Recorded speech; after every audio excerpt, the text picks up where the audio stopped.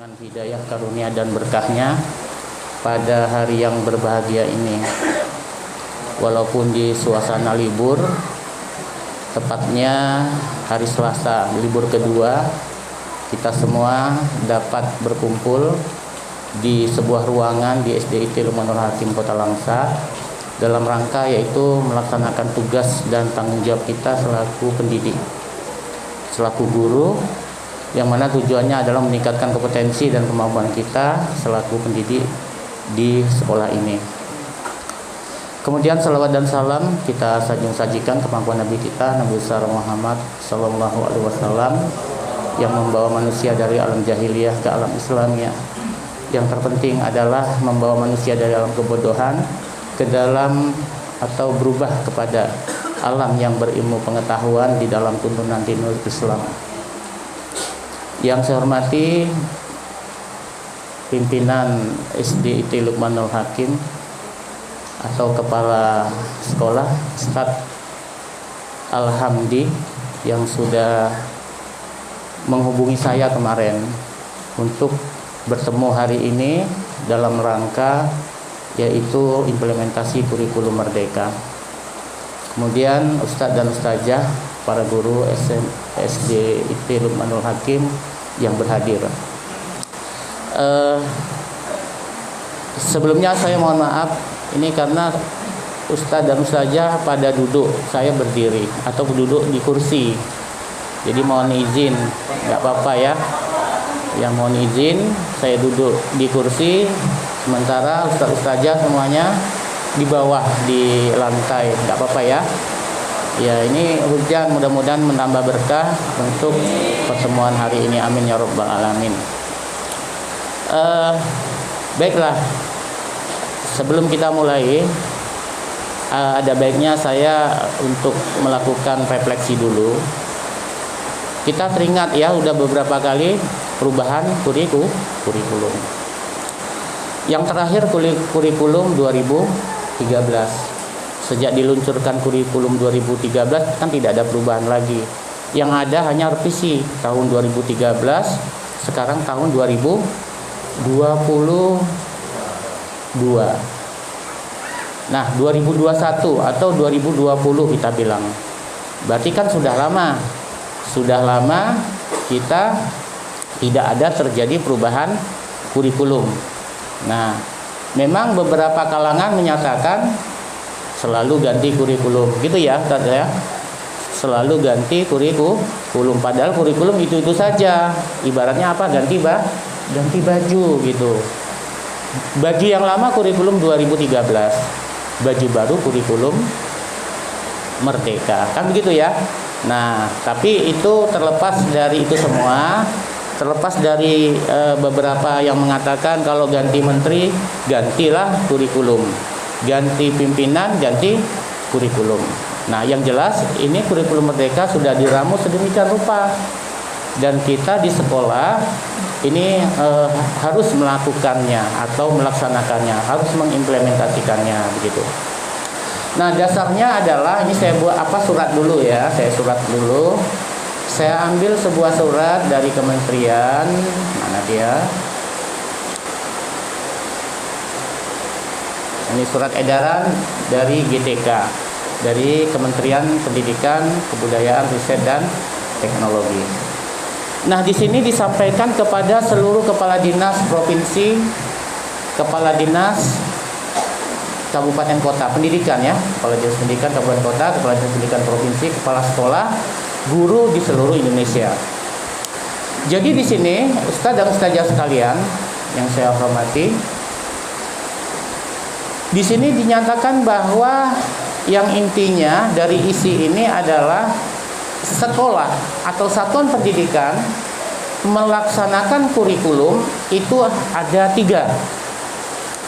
Ya, ada 3. Yang pertama disebut sebagai kurikulum K13 murni untuk tahun 2022 ini. Karena ini merupakan surat yang baru nih. 19 April 2022. Jadi sangat baru suratnya. Yang kedua adalah kurikulum darurat yaitu berkaitan dengan kurikulum akibat pandemi COVID-19. Dan yang terakhir adalah kurikulum merdeka. Satuan pendidikan boleh memilih, ya, yang nomor 4 ini, sehubungan dengan dukungan Direktorat Jenderal Guru dan Tenaga Pendidikan dalam implementasi kurikulum merdeka menggunakan teknologi melalui platform Merdeka Mengajar. Maka yang pertama, kepala sekolah, guru dan satuan pendidikan boleh menempuh untuk IKM, implementasi kurikulum merdeka ini adalah mandiri belajar. Ini yang pertama, ini yang cetak tebal. Mandiri belajar. Artinya apa mandiri belajar? Mempersiapkan diri dengan menerapkan beberapa bagian dan prinsip kurikulum merdeka dengan tetap menggunakan kurikulum 2013 atau kurikulum 2013 yang disederhanakan. Itu yang pertama. Jadi yang pertama adalah kita boleh mengimplementasikan kurikulum merdeka ini dengan istilah mandiri belajar. Kita tetap pakai kurikulum 2013, tetapi pelan-pelan kita belajar untuk menempuh kurikulum merdeka. Nah, itu yang pertama. Kemudian yang kedua, ini B. Kepala sekolah, guru dan tenaga pendidikan di satuan pendidikan boleh atau bisa menerapkan IKM, implementasi kurikulum merdeka jalur mandiri, disebut mandiri berubah. Ini yang kedua. Jadi mandiri berubah. Jadi mulai tahun pelajaran 2022-2023 akan menerapkan kurikulum merdeka menggunakan perangkat ajar yang disediakan dalam platform Merdeka Mengajar. Untuk kelas berapa? PAUD, kelas 1 dan kelas 4 untuk jenjang sekolah dasar. Kelas 7 untuk tingkat SMP, kelas 10 untuk tingkat SMA dan SMK. Nah, ini dia. Yang ketiga, kepala sekolah dan guru di satuan pendidikan boleh menerapkan IKM ini, disebut mandiri berbagi. Nah, ini dia mandiri. Jadi mulai tahun ajaran depan ini, Juli ya, Ustaz ya, Juli 2022-2023 menerapkan kurikulum merdeka dengan melakukan pengembangan sendiri. Jadi belajar sendiri, mandiri sendiri untuk berbagi perangkat ajar pada satuan pendidikan di kelas 1 dan kelas 4 untuk jenjang sekolah dasar. Nah, ini dia. Jadi pertanyaannya, apakah di sekolah ini kita yang mana dipakai? Nah, ini. Apakah yang mandiri belajar, mandiri berubah, atau mandiri berbagi? Berubah. Baik.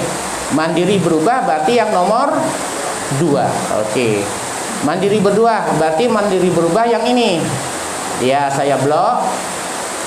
Jadi tahun 2022-2023 berarti mulai jangan Juli menerapkan kurikulum merdeka menggunakan perangkat ajar yang disediakan dalam platform Merdeka Belajar. Ya, platform Merdeka Mengajar sesuai dengan jenjang satuan pendidikan kelas berapa? Kelas 1 dan kelas 4. Bagaimana dengan kelas 2 belum? Silakan gunakan kurikulum yang lama dulu. Jadi nanti kita membuat KOS ya Ustaz ya. KOS itu adalah kurikulum operasional sekolah atau kurikulum operasional satuan pendidikan. KOS namanya. Kalau dulu kan KTSP dulu namanya. KTSP itu ada kurikulum tingkat satuan pendidikan. Sekarang namanya KOS. Kurikulum operasional satuan pendidikan, KOSP gitu. Jadi nanti kita merubah kurikulum 2013 yang kelas 1 sekarang menjadi kurikulum merdeka dan merubah kurikulum kelas 4 yang kurikulum 2013 sekarang menjadi kurikulum merdeka. Itu dulu intinya. Di kelas 2, kelas 3 tidak usah dulu. Kelas 4, kelas 6 kelas berapa? 5 dan kelas 6 tidak dulu. Nah, gitu. Kenapa pemerintah mengambil ini? Karena Di kelas 1 sampai kelas 3 itu dianggap sebagai kelas rendah. Jadi kelas rendah ini sebagai fase A itu diambil yang awalnya dulu, yaitu kelas 1. Dan kelas 4, 5, 6 itu dianggap kelas tinggi dan diambil dasarnya sebagai fase B, yaitu di kelas 4-nya gitu ya. Nah, nanti di kurikulum Merdeka ini ada fase dia. Fase A, B, C, D, E, F, G. Terakhir SMA, SMK. Nanti kita pelajari. Oke, baik. Nah, Ustadz dan Ustazah sekalian yang saya hormati, kalau begitu, apa-apa saja yang harus dipersiapkan oleh sekolah atau satuan pendidikan? Ini nomor 1 ya, tidak ya? Berarti kita ambil nomor berapa? 2. Ustadz Ustazah punya HP ya? Oke. Kalau sudah ada HP, kita bisa langsung hari ini. Ada yang unduh, mungkin sudah unduh, ada yang belum. Belum ya? Nah, kalau belum, ini saya bimbing untuk mengunduh platform Merdeka Mengajarnya biar mudah. Jadi persiapannya apa? Nah, ini nomor A. Unduh dan pasang install ya platform Merdeka Mengajar pada gawai Android atau akses melalui laman ini. Nah, ini dia.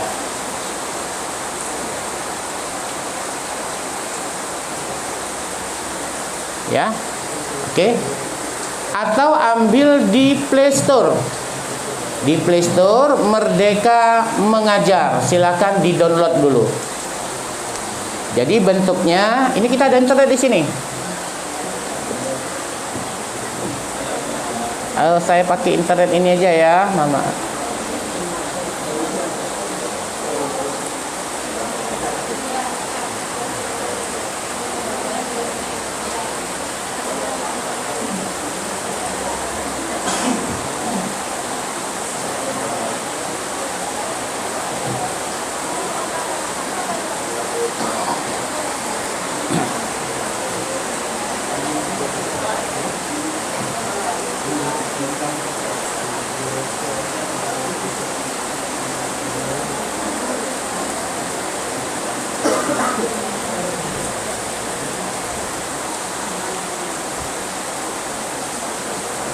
Oke, ini yang sudah saya download di HP. Nah, bentuknya seperti ini. Jadi ada kembangkan diri untuk menginspirasi dan mengajar lebih baik. Jadi di sini banyak pilihan-pilihan yang berkaitan dengan platform Merdeka Mengajar. Jadi bentuknya itu seperti ini. Ada tanda seperti apa ini? Ya, simbol itu. Jadi di Play Store silakan di platform Merdeka Mengajar, Merdeka Mengajar saja.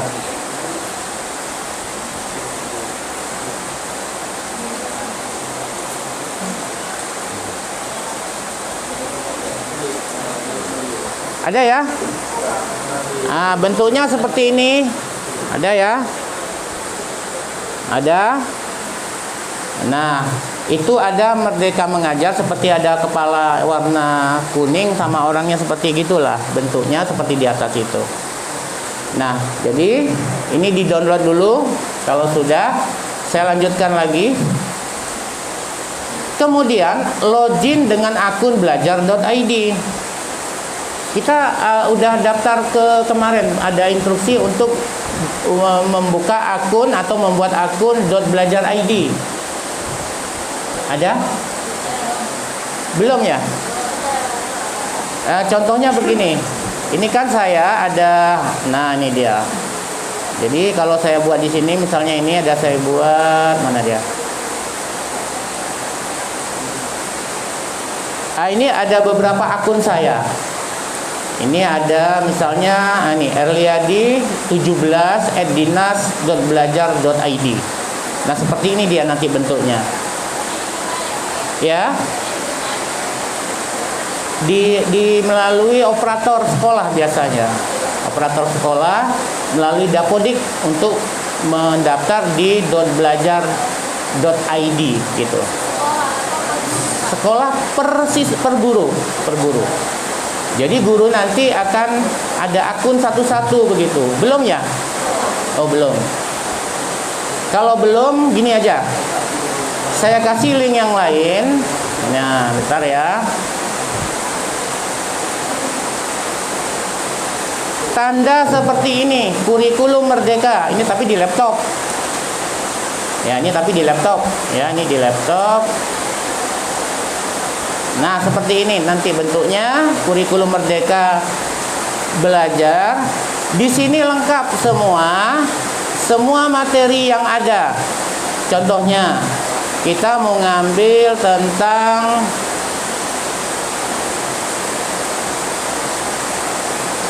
nah, ini semua ada sini. Apa itu pelatihan mandiri?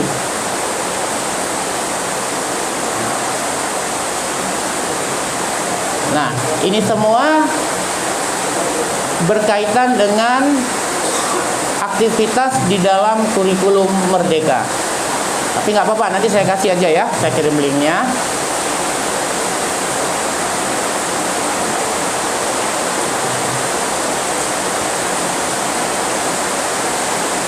Ini ada, misalnya ini ada beberapa platform ataupun keterangan-keterangan dari kementerian terkait kurikulum merdeka ini, gitu. Oke, baik ya. Ini nanti saya kasih linknya saja untuk bisa disimpan di laptop ya, untuk disimpan di laptop. Nah, seperti perangkat kurikulum, ini juga sudah lengkap. Misalnya kita mau lihat kos. Nah, contoh yang sekolah dasar, saya ambil sekolah dasar. Mana ya sekolah dasar? Nah, ini misalnya ini. Nah, ini sekolah dasar Tara Salvia. Ini di Banten sana nih. Ini ada contohnya, saat nanti barangkali bisa dipakai untuk kita membuat dokumen 1 kurikulum kos itu di tahun ini, di tahun pelajaran 2022-2023. Saya sudah download, nanti saya kopikan. Nah, ini hanya contoh untuk bahan-bahan yang ada di link untuk kurikulum merdeka mengajar tadi. Nah, seperti ini semua. Nanti disesuaikan dengan sekolah masing-masing, gitu ya. Oke, baik. Baik, kita mulai. Ustadz dan Ustazah. Yang berikutnya apa diperintahkan? Menyaksikan video. Itu ada ya, video di link tadi. Ini linknya. Mengikuti pelatihan mandiri kurikulum merdeka di platform Merdeka Mengajar, atau ini ada linknya.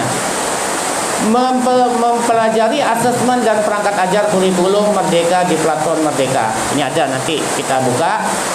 Mengikuti sesi berbagi praktek baik kurikulum merdeka di platform Merdeka Mengajar. Ini linknya. Kemudian mengikuti komunitas belajar kurikulum merdeka di platform Merdeka Mengajar. Ini dia juga. Bergabung dengan kanal Telegram. Jadi kalau Telegram itu ada di HP, dia ada 3 macam. Jadi ini Telegram, ini saya ada Telegram sudah mengikuti 3 macam. Ada yang mandiri berubah, ada mandiri belajar, dan ada mandiri berbagi. Nah, kita ambil yang berubah saja. Saya kenapa ambil 3? Karena dulu saya banyak sekolah binaan, mereka masing-masing, makanya saya download semua 3 untuk bahan membina di sekolah saya, begitu ya. Oke, baik, kita lanjutkan.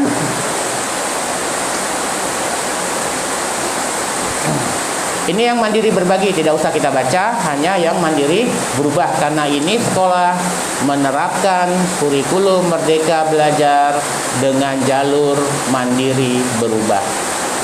Oke, lanjut. Kita mulai dari sini untuk pemahaman dulu tentang apa itu kurikulum merdeka.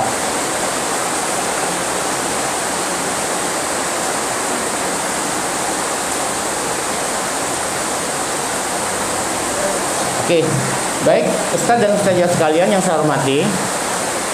Sebelumnya ada kurikulum paradigma baru atau prototype pada tahun 2021. Pernah dengar ya? Pernah ya, kurikulum paradigma baru. Kemudian tanggal 11 Februari 2022 kurikulum paradigma baru atau prototype berubah nama. Jadi namanya aja yang berubah menjadi kurikulum merdeka. Nah, gitu dia. Jadi kalau disebut kurikulum prototype, kurikulum paradigma baru itu sama, yaitu kurikulum merdeka itu. Dalam beberapa bahasan terkadang masih dipakai istilah kurikulum paradigma baru atau kurikulum prototype. Nah, Ustaz dan Ustazah sekalian, episode Merdeka Belajar hingga saat ini sudah sampai pada episode yang terakhir itu 15. Sebenarnya ada lagi yang terbaru sekarang sampai episode 19. Nah, kita ambil yang episode 15. Jadi ini episode itu apa? Apakah merupakan jalur ataupun alur daripada episode Merdeka Belajar hingga saat ini? Itulah tahapannya begitu. Contoh, tahap 1 atau episode 1 Merdeka Belajar. Apa-apa aja Merdeka Belajar di sana? Tidak ada lagi ujian nasional. Ujian nasional diganti dengan apa? Asesmen nasional atau AN gitu ya, AKM, asesmen kompetensi minimal. Kemudian episode 2 itu untuk kampus. Episode 3 perubahan mekanisme BOS. Episode 4 program organisasi penggerak. Episode 5 program guru penggerak. Saya berharap di sekolah ini ada yang ikut jadi guru penggerak. Nah, begitu. Nah, sebenarnya udah terlambat karena memang ini udah sampai ke angkatan ke-7, Ustazah, angkatan ke-7. Dan saya adalah asesornya, saya menguji di kementerian, begitu. Jadi sayang kalau tidak ada satu guru yang ikut jadi guru penggerak. Tidak harus PNS, nggak ada masalah. Beberapa guru yang saya tes, bahkan yang swasta yang lebih kompeten, terus terang saya bilang. Yang PNS yang sudah golongan 4B, 4A bahkan nilainya cenderung rendah dibandingkan dengan guru-guru yang masih muda, yang notabene-nya bukan pegawai negeri sipil. Nah, terutama di Jawa, begitu. Nah, jadi bisa daftar kita sebenarnya, nggak ada masalah karena tidak dilihat PNS atau tidaknya. Yang dilihat adalah kemampuan secara 4 itu, pedagogik, profesional, pribadi, dan sosial. Kompetensi guru yang diutamakan yang 4 itu, begitu. Kemudian juga ada namanya di sini, kita ambil yang inti saja. Program guru penggerak sudah, program sekolah penggerak nomor 7. Nah, ini Ustadz nanti bisa daftar untuk menjadi sekolah penggerak. Jadi kalau sudah sekolah penggerak, itu tidak lagi belajar mandiri untuk IKM, tetapi dibiayai oleh pemerintah. Nah, gitu. Contoh yang untuk juga jadi sekolah penggerak di Kota Langsa itu SMA 1. SMA 1 Langsa, SMA Cut Nyadin, SMA Muhammadiyah, SMP Muhammadiyah juga. Yang swasta, banyak yang swasta di Langsa. Cuman 1 tok SMA 1 yang negeri, Ustaz. Lainnya banyak yang swasta. Kemudian SMA Unggul Cut Nyadin, swasta juga. Nah, itu Pak Rizky namanya, masih muda. Beberapa tahun yang lalu jadi guru kepala sekolah prestasi di Banda Aceh dan beliau dapat umrah. Jadi seperti itu untuk program sekolah penggerak ini, begitu ya. Jadi kita masuk ke episode yang ke-15, yaitu apa? Kurikulum Merdeka dan platform Merdeka Mengajar, gitu ya. Oke. Ustaz dan Ustazah sekalian, ini krisis pembelajaran di Indonesia yang berlangsung lama dan tidak tahu kapan itu sembuh, begitu. Ini dasar. Jadi nilai membaca kita itu nyaris normal saja, bahkan ada naik sedikit turun lagi. Itu grafiknya sebelah kiri. Matematika juga sama, bahkan cenderung menurun. Dan juga untuk sains itu IPA ya, IPA, fisika, kimia, biologi. Kalau di sekolah dasar dan SMP IPA itu juga cenderung turun. Tidak ada yang mengembirakan, tidak ada yang naik. Jadi dari dasar ketiga macam ini, membaca, matematika, dan sains, maka dilakukanlah suatu perubahan terhadap kurikulum gitu. Nah, ditambah lagi dengan krisis yang parah beberapa tahun yang lalu, bahkan sampai sekarang ini di beberapa daerah, yaitu pandemi COVID-19. Langsung terjadi yang disebut sebagai learning loss. Ya, learning loss itu adalah hilangnya ataupun pembelajaran yang musnah. Ya, denyut nadi daripada pembelajaran itu hilang. Ya, dan meningkatnya kesenjangan pembelajaran, learning loss. Jadi oleh karena itu, dasar inilah dilakukan perubahan kurikulum. Baik, Ustaz dan Ustazah sekalian, oleh karena itu maka dilakukanlah penyederhanaan kurikulum dalam bentuk kurikulum khusus atau darurat. Ya, kurikulum darurat yang efektif untuk memitigasi ketertinggalan pembelajaran. Jadi untuk menanggulangi learning loss, dilakukanlah penyederhanaan kurikulum. Oke, lanjut. Ustaz dan Ustazah sekalian, ini penting. Rancangan dan implementasi kurikulum saat ini. Ini yang tahun 2013, kurikulum 2013. Apa-apa saja yang di sana disampaikan. Jadi struktur kurikulumnya itu tidak fleksibel. Jam pelajaran ditentukan per minggu. Benar ya? Benar ya? Per minggu pas dia, kemudian strukturnya juga tidak fleksibel, kurang fleksibel. Kemudian materi terlalu padat. Benar ya? Ini Ustaz Ujaya tahu nih sebagai guru, tentunya materi padat sekali. Harus tercapai kompetensi. Jadi kalau ada KD-nya itu 12, harus 12-nya habis, kan gitu. Sehingga tidak cukup waktu untuk melakukan pembelajaran yang mendalam dan yang sesuai dengan tahap perkembangan anak. Jadi tanpa menghiraukan perkembangan anak, begitu. Kita berorientasi kepada sistem taksonomi Bloom. Yaitu ada berapa itu? 6 ya. C1. Ya, C1 itu kan low order thinking, ya kan? Low order thinking skill kan gitu. Jadi di sini lot ini atau kategori C1 yaitu menyebutkan. Kemudian apalagi setelah menyebutkan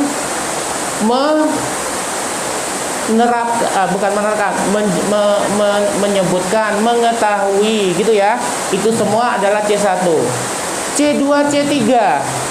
C2, C3 ini yaitu memahami dan mengaplikasi atau menerapkan gitu ya. Ini udah mode dia, middle order thinking skill. Berpikir tingkat sedang. Kalau tadi berpikir tingkat rendah yang C1. Kemudian naik lagi tingkatannya, C berapa? C4, C5 dan C6. C4 itu menganalisis. Tes. Halo? Habis ya apanya? Tes. Tes 1 2.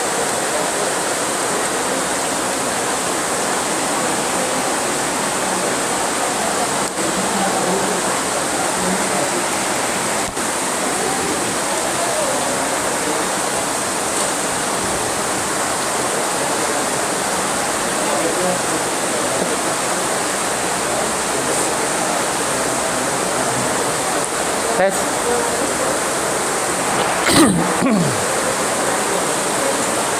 Kok nggak bisa? Hah?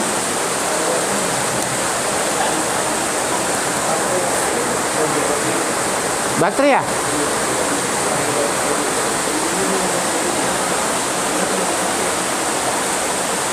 Atau tidak usah pakai ini, tapi hujan ya nggak dengar ya?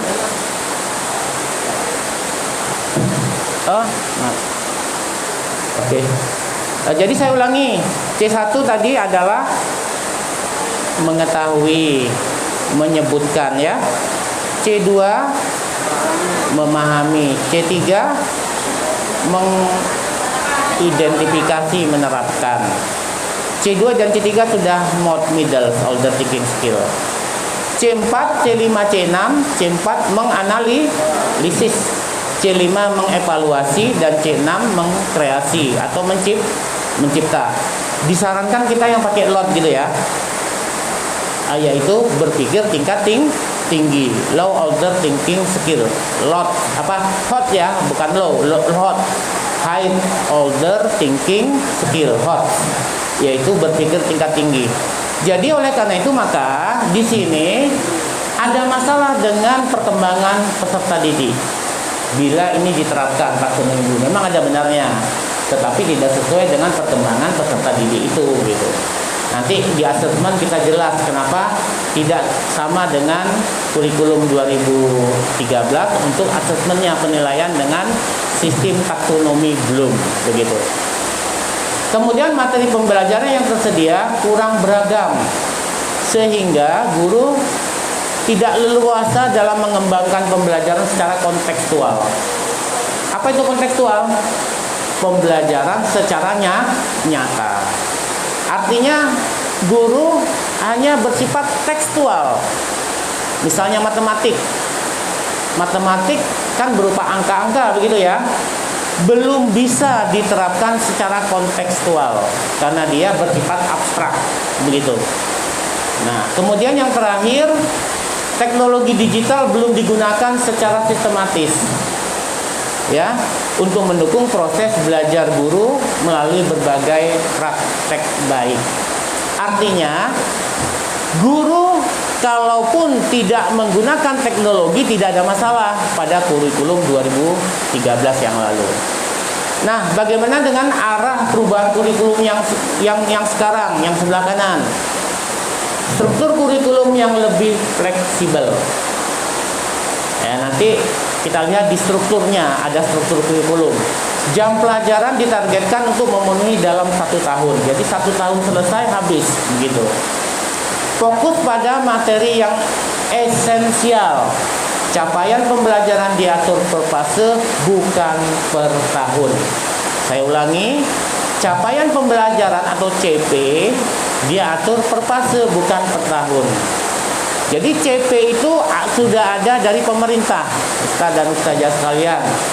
Kalau dulu CP ini namanya itu adalah KIKD. KIKD dulu namanya, kompetensi inti dan kompetensi dasar. Sekarang namanya jadi CP begitu. Jadi CP ini disusun ya, CP ini nantinya disusun oleh kementerian, sudah ada dia itu bentuknya CP. Kita tinggal menerapkannya saja begitu, sama seperti KIKD. Kemudian yang berikutnya, memberi keleluasaan pada guru menggunakan berbagai perangkat ajar. Jadi nggak ada masalah. Silahkan menggunakan perangkat ajar apa saja. Bahkan disarankan guru membuat bahan ajar sendiri. Tidak usah pakai buku, nggak apa-apa gitu kira-kira. Karena banyak sekarang buku-buku digital, buku-buku yang sudah diterbitkan oleh kementerian untuk bisa belajar secara mandiri. Semua pendidik dan tenaga pendidikan kita. Kemudian aplikasi yang menyediakan berbagai referensi bagi guru untuk dapat terus mengembangkan praktek mengajar secara mandiri dan berbagi praktek baik. Ini maksudnya adalah aplikasi-aplikasi seperti tadi. Di Android ada aplikasi dan seterusnya, gitu ya. Oke, next. Baik Ustaz dan Ustazah sekalian yang saya hormati, ini yang tadi di depan saya sampaikan. Pilihan pertama kurikulum 2013 secara penuh, pilihan 2 kurikulum darurat, dan pilihan ketiga kurikulum merdeka. Nah, ini dia. Satuan pendidikan dapat mengimplementasi kurikulum merdeka secara bertahap sesuai kesiapan masing-masing. Jadi, silakan menerapkan kurikulum merdeka ini secara perlahan. Jangan sekaligus. pelan-pelan gitu. Nah, pelan-pelan supaya bisa paham hingga tahun 2024. Tahun 2024 baru langsung menerapkan atau mengimplementasikan kurikulum Merdeka ini begitu. Jadi masih ada waktu berapa tahun? 2022, 2023, 2024 sudah mulai gitu ya. Kira-kira sekitar 2 tahun ya. Ini kan tinggal setengah ya. 2021 tinggal 2022 tinggal separuh, 22 penuh, 2023 separuh. 2024 separuh. Berarti 2 tahun lah lagi kita langsung mengimplementasikan. Jadi masih ada waktu 2 tahun untuk mengimplementasikan kurikulum Merdeka secara utuh, secara menyeluruh. Oke. Nah, Ustaz dan Ustazah, ini beberapa keunggulan daripada kurikulum Merdeka. Ini dia. Sederhana dan mendalam. Apa maksudnya? Fokus pada materi yang esensial dan mengembangkan kompetensi peserta didik pada fasenya. Belajar menjadi lebih mendalam, bermakna, tidak terburu-buru dan menyenangkan. Nah, itu kelebihan dari kurikulum Merdeka yang akan kita terapkan di depan ini begitu. Yang kedua, lebih merdeka. Jadi tidak ada program peminatan di SMA, tidak ada lagi peminatan dan seterusnya. Guru mengajar sesuai tahap capaian dan perkembangan peserta didik. Sekolah memiliki wewenang untuk mengembangkan dan mengelola kurikulum dan pembelajaran sesuai dengan karakteristik satuan pendidikan dan siswa atau peserta didik. Yang ketiga, lebih relevan dan interaktif. Jadi pembelajaran melalui kegiatan proyek memberikan kesempatan lebih luas kepada peserta didik untuk secara aktif mengeksplor ide-ide aktual. Misalnya isu lingkungan, kesehatan dan lain sebagainya. Dan yang lebih terpenting di sini adalah mendukung pengembangan karakter pada kompetensi profil pelajar Pancasila.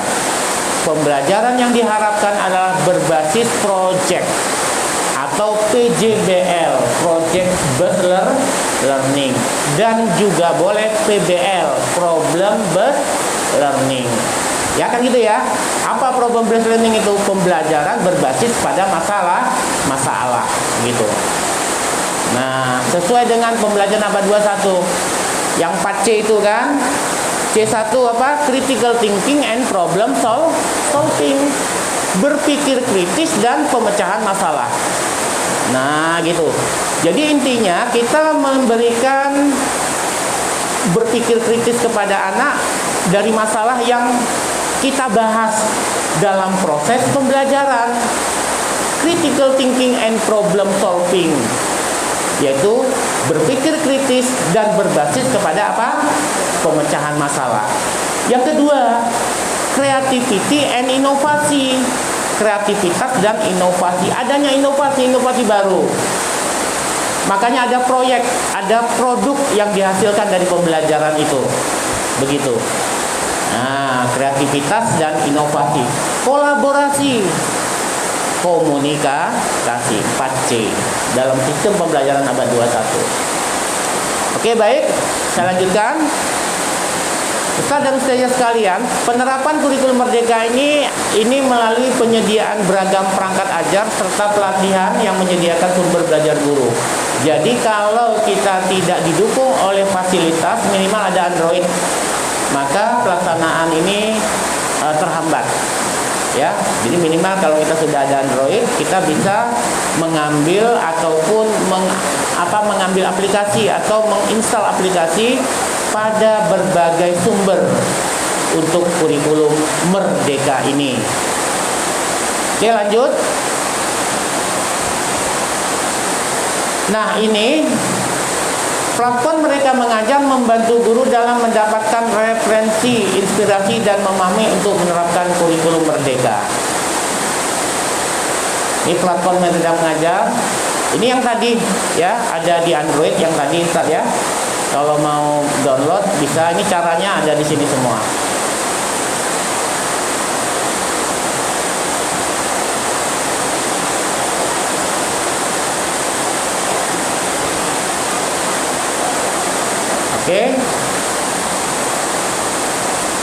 Oke, diskusi. Ini masih pendahuluan, masih banyak lagi yang perlu kita bahas sampai sore ini. Ya mudah-mudahan insya Allah ini hujan pula ya. Diskusi terkait implementasi kurikulum merdeka atau KM, silakan untuk kita tanya jawab dulu. Ada yang mau ditanyakan, boleh silakan. Ya ini masih pendahuluan Ustaz ya, terkait dengan kurikulum merdeka yang akan kita terapkan di sekolah kita ini gitu.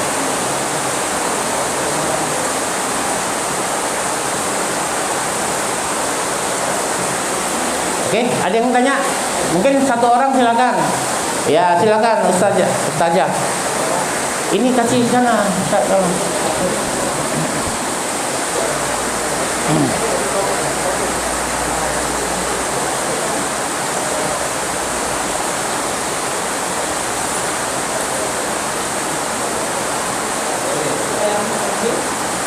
Jadi yang ingin saya tanyakan itu Pak, capaian itu kan terfase ya Pak? Iya, capaian terfase. Itu terfase itu apakah harus 2 tahun atau bisa 3 tahun? Gitu. Kalau seandainya 3 tahun, bisa nggak kalau sekolah kita ini? Karena tadinya di SD itu kan yang dipilih kelas 1 dengan kelas 4. Iya. Biar sinkron gitu nanti kerjanya kita pakai 3, satu fase itu kita ambil 3 tahun. Jadinya kita harapkan pas nih diambil di kelas 1 dengan kelas 4. Jadi nanti ketika kita pakai berarti berlanjut sampai ke kelas 3 nanti sampai itu dicapai. Terus fase yang kedua atau fase B itu dari kelas 4 sampai kelas 6. Bisa nggak yang seperti itu? Ya, oke, baik. Terima kasih Ustazah. Jadi di sini untuk masalah fase itu sudah ditetapkan oleh kementerian, oleh pemerintah. Ya, kira-kira ini dia. Fase pondasi prasekolah atau taman kanak-kanak itu 0 fase. Jadi belum masuk fase itu. Artinya fase pra. Jadi anak-anak TK, PAUD ya, PAUD TK itu fase pondasi namanya. Makanya di sini harus kuat untuk pondasi ini. Namanya pondasi pasti kuat ya, Ustaz ya. Oke.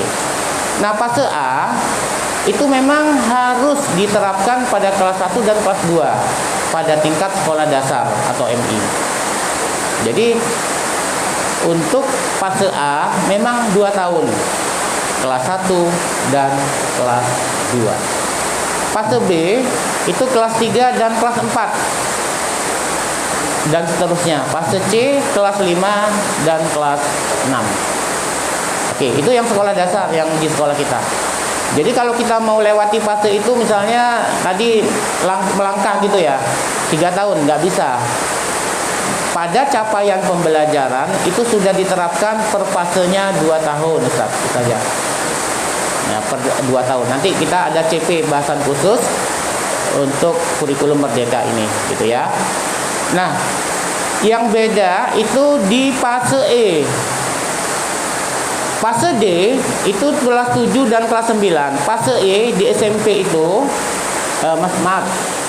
Fase D ya. Fase D itu kelas 7, kelas 8, kelas 9. Jadi fase D itu lebih panjang 3 tahun dia. Yaitu SMP itu. Kelas 7 kelas SMP, kelas 8 dan kelas 9. Jadi satu SMP itu 3 tahun itu disebut sebagai fase D. Nah, fase E-nya di kelas 10, 1 tahun SMA atau SMK atau MA. Fase F kelas 11 dan kelas 12 nantinya. Jadi perkembangan anak itu sudah sedemikian rupa dirancang agar capaian pembelajaran bisa dilaksanakan dengan baik sesuai dengan karakteristik peserta didiknya begitu. Ya, saja ya. Oke. Baik, yang lain ada? Kalau tidak ada saya lanjutkan. Ya, oh ya, silakan.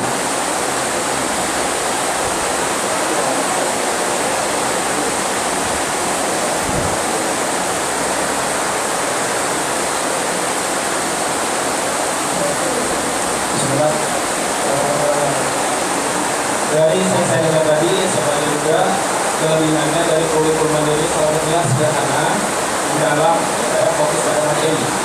Jadi pada terus lebih merdeka, relevan dan kreatif.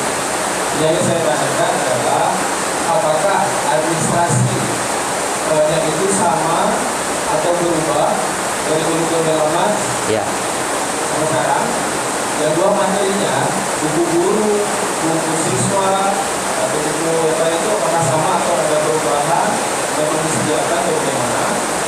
Selanjutnya alokasi waktunya itu berubah atau lebih kecil atau lebih panjang? Ya.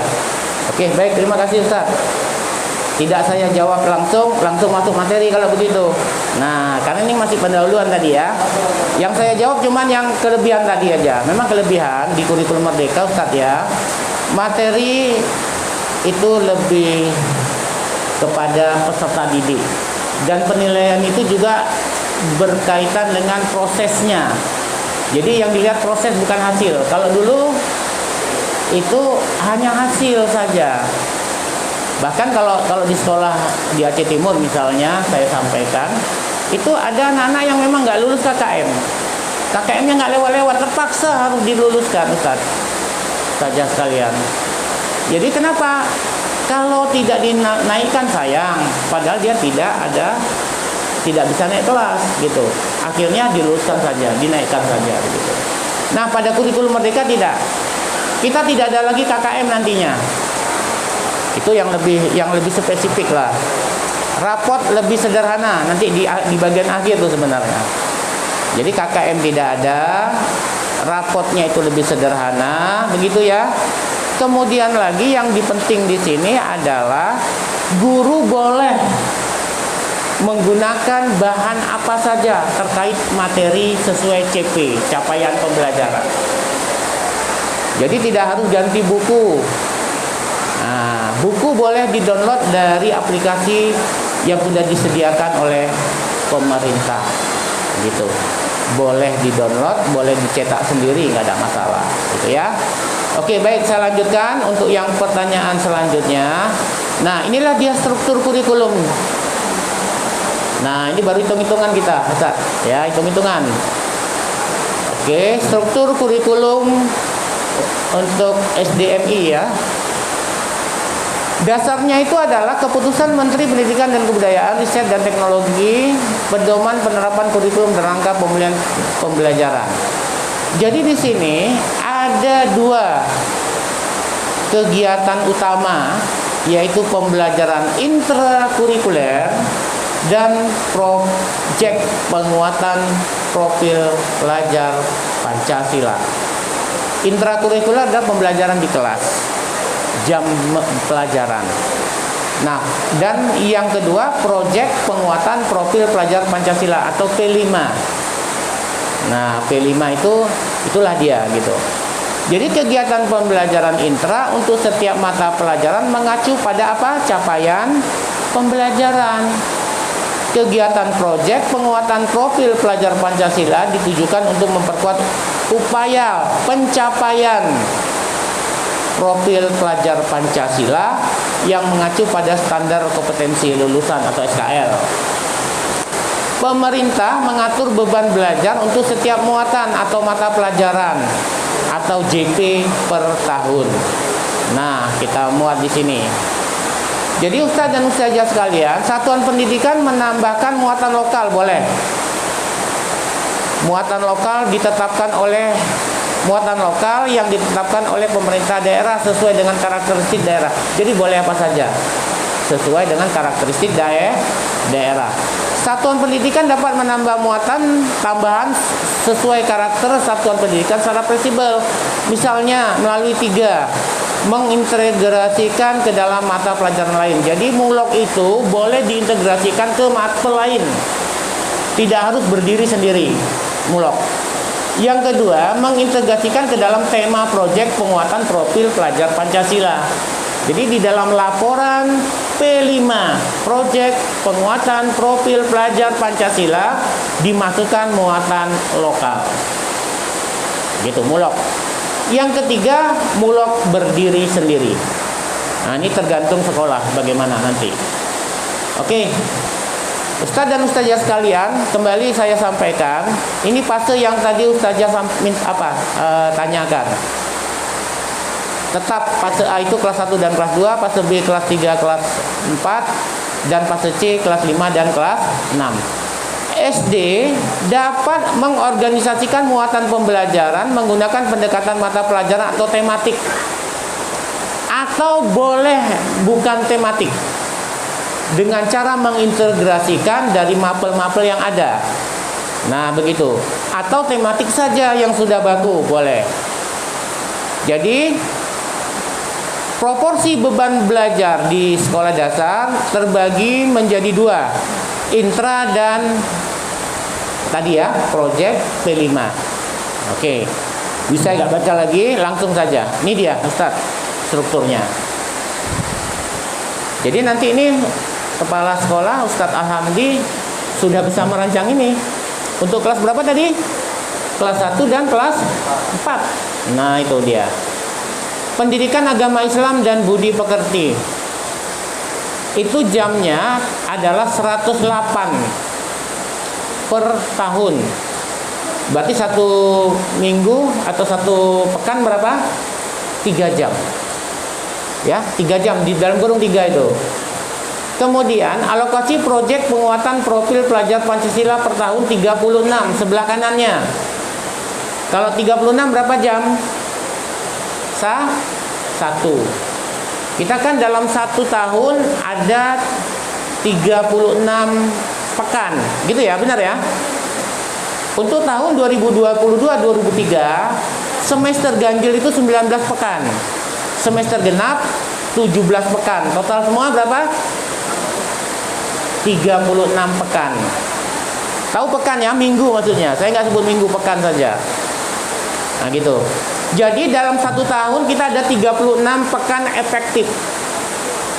Itu di luar libur semester, ujian dan seterusnya. Begitu. Jadi di sini total jam per tahun untuk pendidikan agama Islam dan budi pekerti 144 jam. Atau berapa jam per pekan? 4. 144 bagi 36 pasti dapatnya 4. 4 jam 1 pekan. 3 jam untuk materi PAI BP, pendidikan agama Islam dan budi pekerti. 1 jam untuk P5, project penguatan profil pelajar Pancasila. Jadi dia terintegrasi, Ustazah. Nah, tahu terintegrasi ya? Tergabung dengan mapel PAI BP. Tergabung. Gitu, terintegrasi dia. Jadi nanti jamnya terserah guru PAI BP karena dihitung 4 jam itu. Nah, pekan pertama penuh dulu, pekan kedua penuh, pekan ketiga atau pekan keempat baru masuk profil penguatan pelajar atau terserah diatur sendiri. Nah, jadi terintegrasi dia mapelnya dengan P5-nya begitu. Bahasa Indonesia. Nah, ini banyak nih. 6 jam per pekan. Profil pelajar Pancasilanya berapa? Pancasila dulu, pendidikan Pancasila dulu. Untuk pendidikan Pancasila 144, 4 jam ya. 4 jam. Untuk P5-nya 1. Total semua berapa? 5 jam per pekan.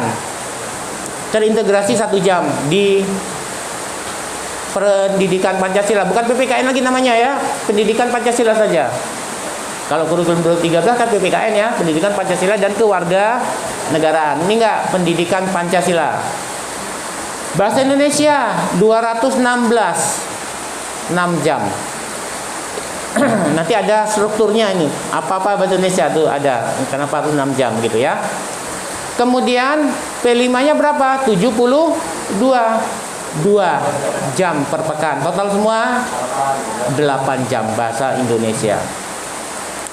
Kemudian PJOK, pendidikan jasmani, olahraga dan kesehatan 108.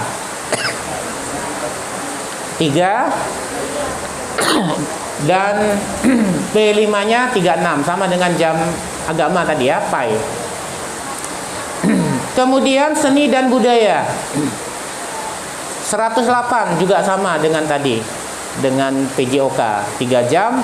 Alokasi P5-nya 36, total 144 per tahun. Nah, Ustadz dan Ustazah itu ada bahasa Inggris. Nah, jadi kelas 1, ini untuk kelas 1 ya, ada nampak di ujung ya, kelas 1. Itu harus ada mapel bahasa Inggris. Nah, yang mapel bisa bahasa Inggris siap-siap untuk ngajar anak kelas 1. Nah, untuk bahasa Inggris itu 72 jam per tahun. Berarti berapa? 2 jam.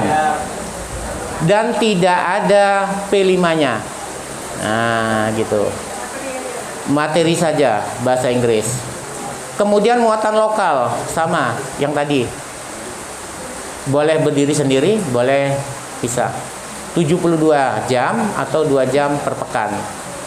Total semua adalah 828 atau 23 jam per pekan. Tapi ingat, nanti ada yang muatan lokal dengan pilihan itu bisa jadi tidak dihitung. Coba jumlahkan. 3 tambah 4 7 ya. Tambah 6 tambah 4 tambah 3 tambah 3 23, kan tidak termasuk bahasa Inggris dengan muatan lokal. Kalau ditambah itu kira-kira berapa? 4 tambah 23 27 jam per pekan. Begitu. Jadi boleh dipilih. Nah, ya. Oke, next saya lanjutkan.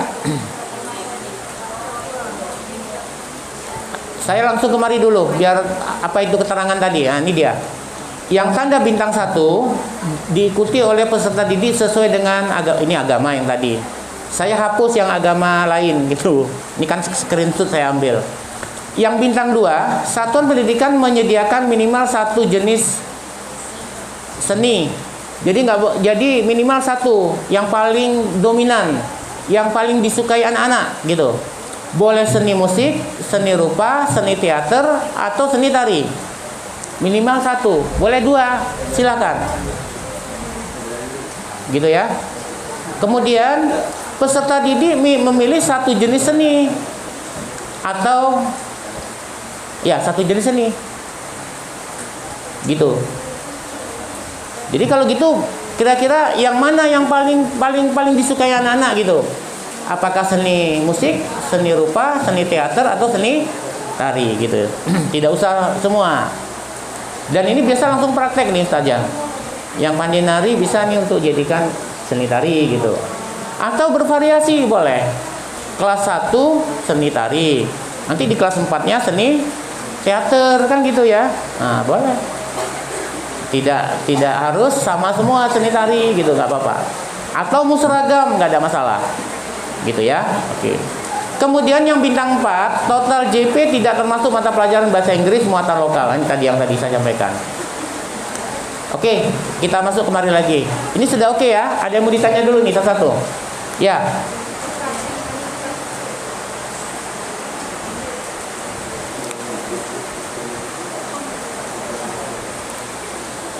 Maaf ya, saya minum.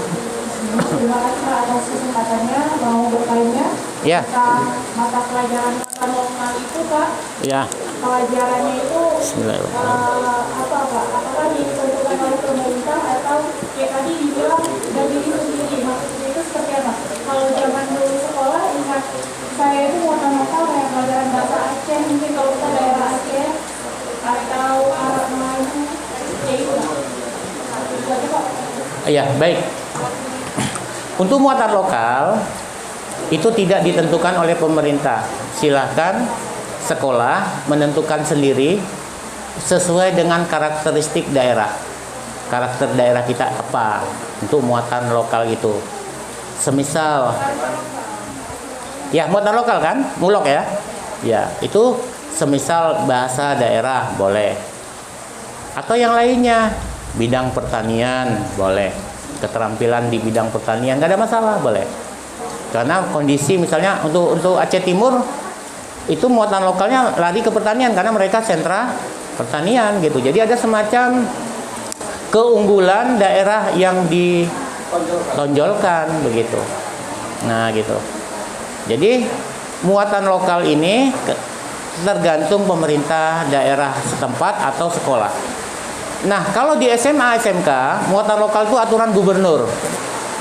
Kelas 1 SMA, kelas 10 itu ya, itu dia Quran hadis. Quran hadis. Ya, Al-Quran dan hadis. Kelas 12 itu semester kelas 10 11 itu bahasa Arab, akidah akhlak, sejarah Islam. Nah, gitu-gitu. Jadi berkaitan dengan syariat Islam kalau yang SMA. Yang SMA. Nah, kalau yang sekolah dasar mau pakai itu boleh juga, nggak ada masalah. Misalnya mau buat di sini untuk muatan lokalnya sejarah Islam, SKI ya, sejarah kebudayaan Islam boleh. Atau akidah akhlak boleh. Beda ya akidah akhlak dengan PAI-BP gitu ya. Atau yang lainnya gitu. Nah, ya. Muatan lokal itu nah, ini ada di sini. Semua ada nih, kelas 2 ada. Kelas 3 masih ada. Kelas 4 masih ada.